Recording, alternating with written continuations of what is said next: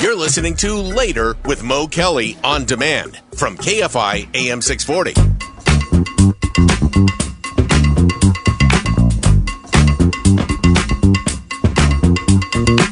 KFI AM 640 is Later with Mo Kelly. We are live on YouTube, Instagram, and the iHeartRadio app. And you know we love all things Karate Kid here on this show. It's a part of pop culture since 1984.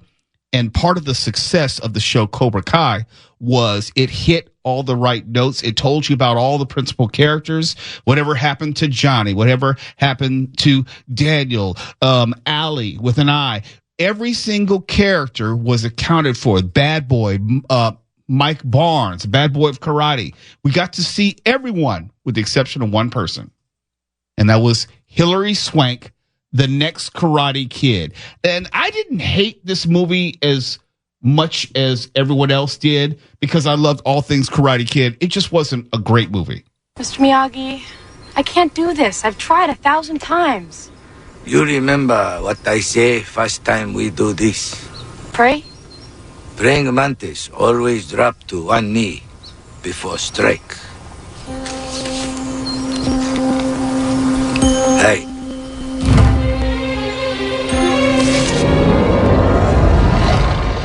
She does a flying sidekick to a rock. Yes!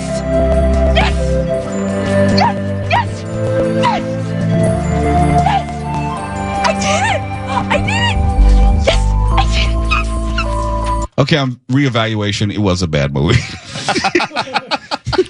It was bad. You know. Yes! Yes! Yes! Yes! Yes! Oh. Going back to Cobra Kai, her character was the only one that we didn't get any follow-up on in the series of Cobra Kai. And Twala, you and I talked about it. We talked about it each season. It's like, I wonder if they're going to bring in Hilary Swank. They've gotten everyone else. Yeah. She was the only loose end as far as the Karate Kid universe. The only loose end. I didn't count Jaden Smith because that was a different timeline. Yeah, different universe, all that. But we thought that even at the last season of Cobra Kai, they were just going to sneak it because they kept saying there's a major surprise coming. And it wasn't what I thought it was going to be. It wasn't Hilary Swank's, what was her name? Jenny? I can't remember what her name was. It doesn't matter. It doesn't matter. But there's actually an Eddie Murphy tie-in. There was a story that came out in Entertainment Weekly today, and it detailed how the writers and producers of Cobra Kai had reached out to Hilary Swank's people, asking if she might want to be involved on not even like the whole season, maybe a 1 or 2 episode story arc like they did with Elizabeth Shue, Ali with an I. It turns out it didn't happen, so we never saw Hilary Swank. But Hilary Swank in other interviews said, you know, no one has reached out to me. How can both things be true? And I will use Eddie Murphy as an example, or any big star. You always have to go through the gatekeeper. And from the way this story reads, the producers of Cobra Kai were trying to set up a meeting with Hilary Swank. In other words, they were going through a third party, a go-between, to see if they could get Hilary Swank interested. Since the meeting never happened, I'm of the opinion that the information was never passed along to Hilary Swank. So she could reasonably say, no one's reached out to me. Yeah. Because it didn't get to her. I'm quite sure Eddie Murphy has never seen my 15 requests to have him on. Who was it we had on the show? Oh, it was Joe Morton. We had Joe Morton from Scandal on this show. And at the beginning of the conversation, I told him, like, hey, we've been trying to get you on for years. He's like, I had no idea. I would have been on if I would have known, which just meant that the request never got to him. And he has since come on the show like 1 or 2 other times since then. But many times when you're dealing with the publicist, or you're dealing with the agent, or you're dealing with the manager, or you're dealing with the production company, those requests don't necessarily get to the principal. And that's what it sounds like. Hilary Swank, if she were directly contacted or the information were passed on, there's no reason why she would just turn out a check like that. It was basically a cameo. It's not like she had to, lead the series or bear the weight of the success of the series. Now, from my understanding, now that she is aware, conversations have begun anew because they're looking at doing a Cobra Kai spinoff where she can now be a part of that. So now there's new interest in saying, we have an angle where we can still bring that character back because of the legend of Miyagi that they're going into now. Right. They're digging into Miyagi's past when he was a young man, when he first came to the United States. And there are other ways that they could weave her into the story. Like Daniel is on this search to find out more about Miyagi. Hilary Swank's character could be doing the same thing, and all of a sudden they cross paths. Boom. Boom. Yeah. So I hope that, because I don't think any actor is just going to turn down these free paychecks with just no real effort involved. There's a story that came out today, and I never would have thought they would have redone it because I don't remember it being a good movie. But it turns out Tom Cruise is doing a sequel to Days of Thunder. And I said, wait, that wasn't a good movie to begin with. It was not. But it's a check. If Tom Cruise is like, oh, you've got a Days of Thunder check, a sequel, all these years later, I'll do it. There's no way Hilary Swank has turned down a Cobra Kai check. Right. Because no one was asking for a Days of Thunder sequel. Nobody. No one is. No one. And I saw it, it was fine. Robert Duvall, it's fine. It was fine. It was a nice racing movie. I actually liked Talladega Nights better. Yes. The Ballad of Ricky Bobby. Yes. But as far as racing movies go, it was fine. It was fine, But I have to believe that Hilary Swank did not know, because there's no reason she turned down a paycheck, which probably would have been pretty sizable given that she's an Academy Award winner. And all she would have had to do, if I liken it to what Elizabeth Shue did, we're only talking about 2 or 3 scenes. Honestly. Yeah. It would have been good for her. It would have given, I think, someone like a Hilary Swank a brand new lease on a career with a younger audience. It would have bridged her back to people who may not be familiar with her. And I think that's one of the beautiful things about Cobra Kai is reintroducing a franchise from our generation and seamlessly passing it along to, like, my daughter. Like, she loves Cobra Kai. Like that's her joy. Her and her friends, they watch it. It's a show that for them, it's a coming of age story that they can relate to. And I'm like, wow, it was a coming of age story that I could relate to when I was your age. And now you're into it. See, that this is why she should have done it. Is your son into it? Oh yeah. That's cool. Absolutely. Yeah. They both like it. They like Cobra Kai, of course, way more than Karate Kid. Right. But they're familiar with because of me watching. They're like, what is this? And then they watch it. They're like, oh, this is pretty cool. Yeah. It's not too late, and hopefully this will generate, to your point, more interest, because there's still another story to be told with Hilary Swank. And look, it's campy, it's cheesy, and Hilary Swank has obviously done campy and cheesy because the next Karate Kid was both campy and cheesy, truth be told. So it fits. But we'll keep hope alive, and hopefully that will eventually happen at some point. When we come back, we need to piss off Mark Ronner and show him once more that he is wrong when it comes to AI. It is inevitable, kind of like Thanos. You're on the side of Ultron, not Thanos. Well, I'm on the side of the Ultron. Bad guys. You're on the side of the bad guys. I'm on the side of Thanos. You're not on the side of people. of Agent Smith. I'm on the side of just reality here. they all had a point to be made. Now they lost, but they had a good point. See, Thanos, we'll tell you about this on the other side. Thanos wasn't wrong. The way he went about it was just psychotic. He didn't have to use the stones to kill off or disappear half the universe. How about doubling the food supply? Hello? And it would have been fine. And he also didn't have to go about it making war. He could have just done it quietly. He didn't have to turn it into a big production. No, he didn't. And everyone would have just been snapped if he would have been like, what? What's going on? What happened? He wanted all the credit. He wanted everyone to know who did it. See? He was a megalomaniac. He didn't AI have to is be. not a megalomaniac, Mark. If you say so. We do. You're listening to Later with Mo Kelly on demand from KFI AM 640.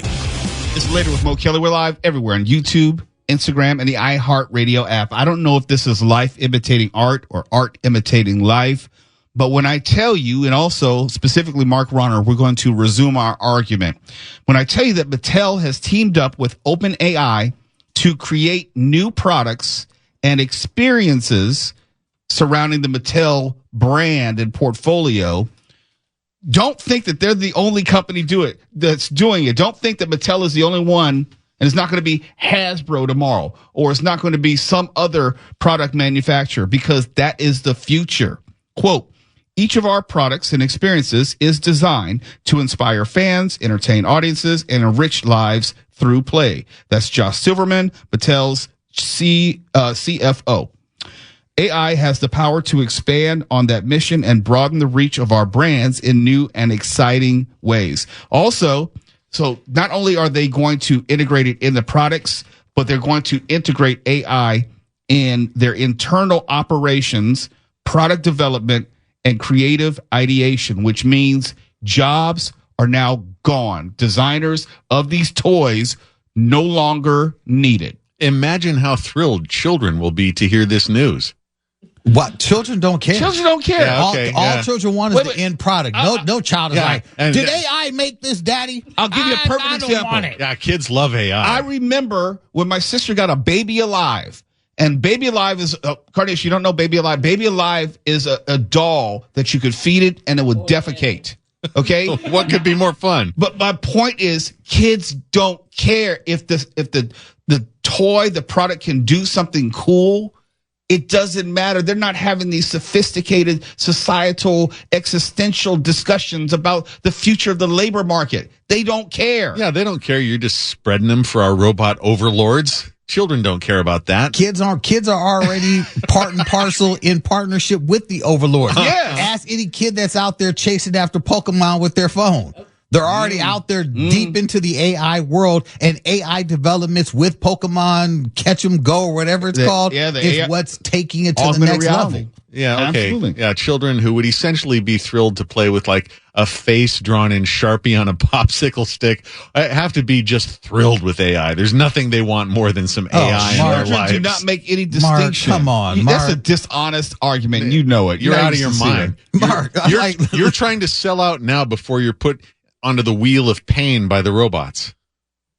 Mark, that doesn't happen in the real world. It's like Vishy, Mo, and Tuala here. Okay, It does not happen in the Do real you world. think kids thought that, well, I shouldn't have this toy because it was created by robotics and that might have put people out of work? Do you think kids think along those lines or care? I think kids don't think, boy, I can't wait to get home and play with my Chat GPT. No, Actually, they do. No, They do. No, they don't. They do. Tuala, There school him. there are bunches and bunches and bunches of schools that are now trying to implement programs to help guide children to better practices on AI and ChatGPT because they are making friends with these programs. And I will tell you this, Mark. Factories that make G.I. Joe and Barbie and all those things, where it used to be an assembly line, it is now just machines. Machines that have a computer program. One person put in the program, and now guess what you're going? Now a whole conveyor system is chink, chink, chink, chink, chink, chink, putting it all together. There's going to be a whole generation of products across. When I say Mattel, we're talking about Barbie. We're talking about Hot Wheels. We're talking about Fisher-Price. All of those next generation toys will probably have either AI in the development of the product or AI integrated in the actual product or both.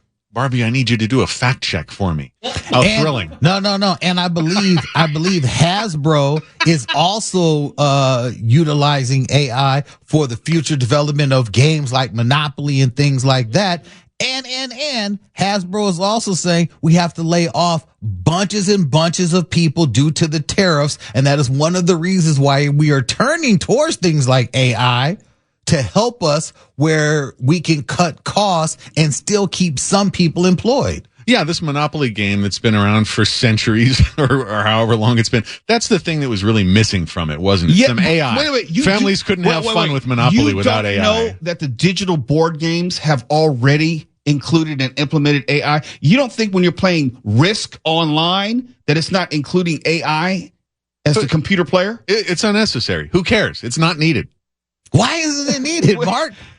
It's facilitating. I don't know why it's not needed. I mean, you want people slaving away in factories? What, were you oppressed somehow by the use of board games? No, I'm saying was this difficult if you're for people? Hasbro and you have board games and they're now digital versions of the board games, and you play them online. Do you think you're playing an actual person?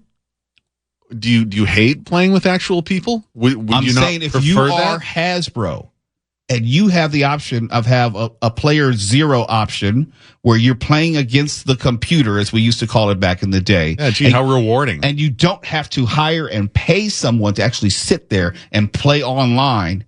And you could have a computer play hundreds of people simultaneously. Why would you as the company not do that? What an enriching experience for a child. Yeah. No. Mark, kids are already playing against AI bots and all that when they're in any of these first player shooter games. They're not always playing against other kids. Sometimes they're just playing against the game. An AI program that is guesstimating what it is, asking you questions, where do you want to go now, taking you into different worlds. That's all AI. Well, Tuala, I hate to step outside of my lane here because you're a father and I'm not. But have you thought Why of do you sound like Leslie Nielsen on an airplane? Right? Have you ever seen a grown man naked? Do you like gladiator movies? Tuala, have you considered encouraging your kids to make actual human friends? They have plenty. And you know what they do with them? They play online games. Oh, okay. All right. Look, Mark, we're not living in a world where I can have my kids walk miles and miles and miles to the mall and just, be out all day like I was when I was a kid. Yeah, so just hook them up with some AI. Yeah, we don't live in that world. Right now, we live in a world where people are snatching kids. Yeah, you've solved the problems of today's youth. Applause for that. We've been doing this since like 1984 with the movie War Games, actually playing online games against the computer. This is not new. It's just been improved. Do you know War Games was fiction, right?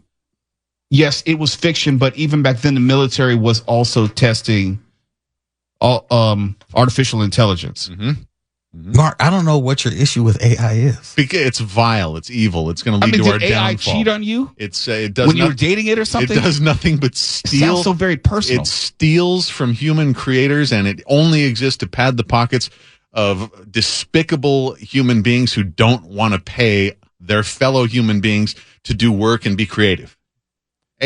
AI is it's rotten to the core.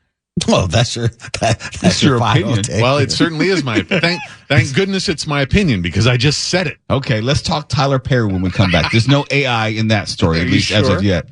As of yet, KFI AM 640, we're live everywhere in the iHeartRadio app, and I'm going to let you know we're going to talk Tyler Perry next segment, and then we're going to take it to the hallway during the break because I know it's going to carry over. I'm not coming out to the hallway. That's okay. That's all right. We can do this without you. Good. Because we have AI. You're listening to Later with Mo Kelly on demand from KFI AM 640. KFI AM 640 is Later with Mo Kelly. We're live on YouTube, Instagram, and the iHeartRadio app. And I know that this next story is going to create a lot of waves because Tyler Perry is beloved for what he does. Beloved. The quality of his work is debatable. And he has his most ardent fans and he has his haters. But he, up until a certain point, up until now, his reputation, if you will, has been above reproach. He's helped a lot of older actors get a second start in this industry. He's put a lot of people back in work. He created this billionaire empire and studio in Atlanta, and he's pretty much autonomous, doing whatever he wants, producing the TV shows and movies that he wants, even though his critics say that they're of a lower quality. But personally, there's really not been any dirt about him. Until now, there is now a $260 million lawsuit regarding Tyler Perry. And it alleges sexual assault and it alleges sexual harassment. Long story short, there are text messages, screenshots, which are in the lawsuit. It alleges that there was a quid pro quo. If you do this for me, I'll make sure that you are made a star, that I'll produce this project for you. It's a story that we've heard before, but this is different because it's someone the magnitude of Tyler Perry. Let me give you a comparison point. Tyler Perry could buy P. Diddy twice over and some. He is one of the biggest names in entertainment. He is one of the wealthiest people in entertainment, and he's never faced anything like this. Now, what do I always say, Twala? What do I always say? We, unfortunately, don't know these people. The plaintiff is Derek Dixon. He appeared in 85 episodes of the TV show The Oval. We did have the star of The Oval on as our guest, Edward Quinn, but it's not him. I'm saying we are familiar with the show, and we're familiar with Tyler Perry's work on that show. And Dixon says that he has been trying to fend off Tyler Perry for a number of years. If you saw the text messages, and they're everywhere, screenshots of them. They go back as far as 2021. And this has been ongoing harassment, and it's become more belligerent and more pervasive as time has gone on. And Dixon said that, and I'm paraphrasing, that he was afraid for his future. He was afraid for the future of his character and his career, and obviously speaking out against someone the caliber and stature of Tyler Perry. I don't know what the truth is. I do know that in addition to we're not knowing these people, there will be more that will come out that will be more difficult to defend. If you lead with the text messages from 4 years ago, that tells me you have been keeping things to use later as evidence for years. You're starting with the text messages. There's probably audio from phone calls. There are probably recorded conversations in person, because there's an intentionality here. If you're holding on to messages from 4 years ago, I try to delete messages all the time just to not clutter up my phone. But if you're holding on to those, he was conscious about it possibly leading to this one day. Was he conscious about it leading to this one day, or was he leading it to end up this way? Because it's like for 4 years, collecting text messages. We're showing them right now on the YouTube. And again, I'm not blaming this individual, but to me, it does come off as a little bit strange that he has been building up this cachet of messages to save up, and then is coming out with this multi-million-dollar lawsuit. And my train of thought on this, it changed last time we talked to Jackie Ray, where she spoke on, are you coming out to basically to shame the devil? Are you trying to bring justice, or are you trying to get a payday? And have you been storing all this up all this time to ultimately just get a payday? Like, because if it was that pervasive, I'm sure it wasn't 4 years of just pervasiveness, was it? I don't know. You do know, because we both worked in the music industry and we've seen versions of this. There are people who enter into these kind of understood agreements. Okay, if I do this, you're going to do this for me. It's going to help my career. And then somewhere along the way, either party is dissatisfied with that unspoken agreement. Yeah. Then it falls apart. And then you know about other stuff that person was doing, and you bring that in. Let me just put it this way. I know people in the music industry who slept their way to the top, and then when they lost control of that situation, then they wanted to tell. I know someone who made monthly payments on rent and everything else, and was getting all types of money from a record exec you and I know, and even got a car, and got the car as hush payment because it was, I need a ride, or do I need to take my bucket over to your wife's, job or whatever, and introduce myself. And a car was procured. So that's what I'm saying. Like, I don't want to, and again, I don't want to sound as if I'm doubting this individual because it's a man, and as if men cannot be harassed in such a way. It's just this case right here. Now, if by tomorrow we start to see a bevy of accusations come out against Tyler Perry, then it leads more credibility to it. And I only say it because for all these years that Tyler Perry has been building, is this the first case? And if it's the first case, it's the first case. Why is it 4 years of you building a case against someone? Which is what this sounds like. Someone has to be the first, and this is my only concern. because during the years of the abuse or the harassment, you kept receiving the paychecks.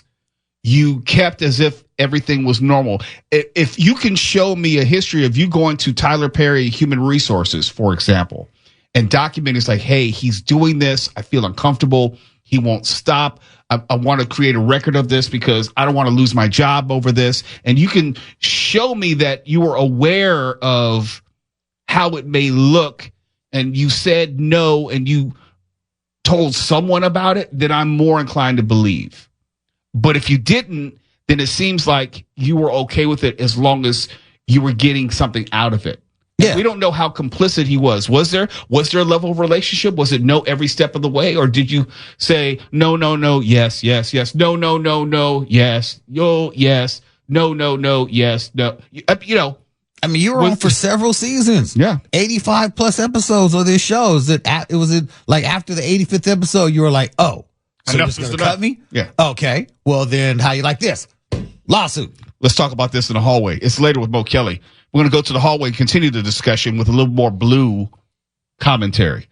You're listening to Later with Mo Kelly on demand from KFI AM 640. KFI AM 640 is Later with Mo Kelly.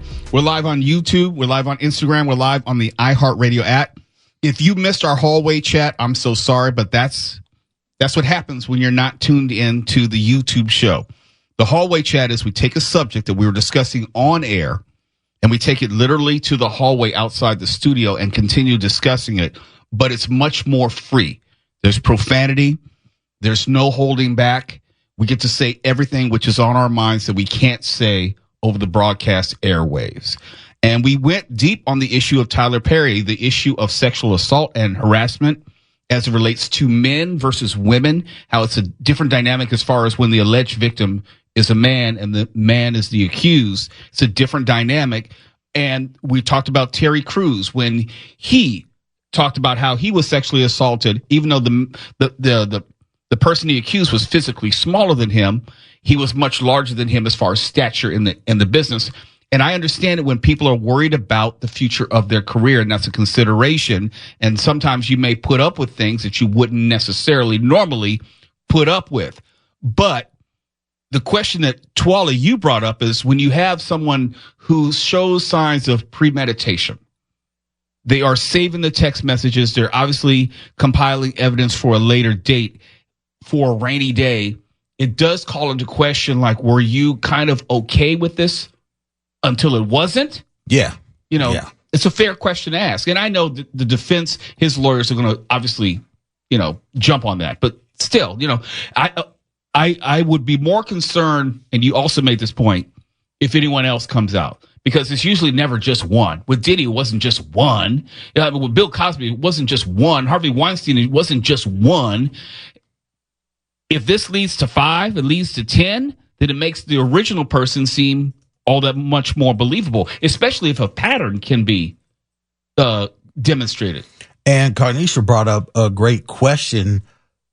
Will Tyler Perry pay? Will he try to settle out of court? And if that does happen, does that then make Tyler Perry guilty?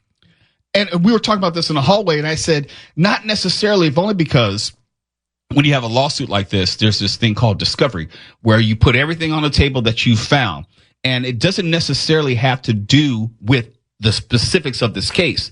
And I always use the analogy of, you be careful when you let the police into your house. They may be coming in looking for drugs, but they find that you have a dead body in the bathtub. Meaning, when you have discovery, Tyler Perry is going to have to open up his whole life, or everybody and their text messages and phone exchanges will be, fodder and also evidence in the case to discern whether there's a pattern, how he relates to other employees, if he propositioned other people, or if there's some other behavior which is not the focus of this, which then turns into something else. I'm not trying to accuse Tyler Perry of anything. I'm just saying it's a dangerous game when you get into discovery realm. And that's part of the reason, like, Diddy wanted to settle, or did settle, with Cassie originally, because Diddy knew that there were a whole bunch of other skeletons that he could not let come out.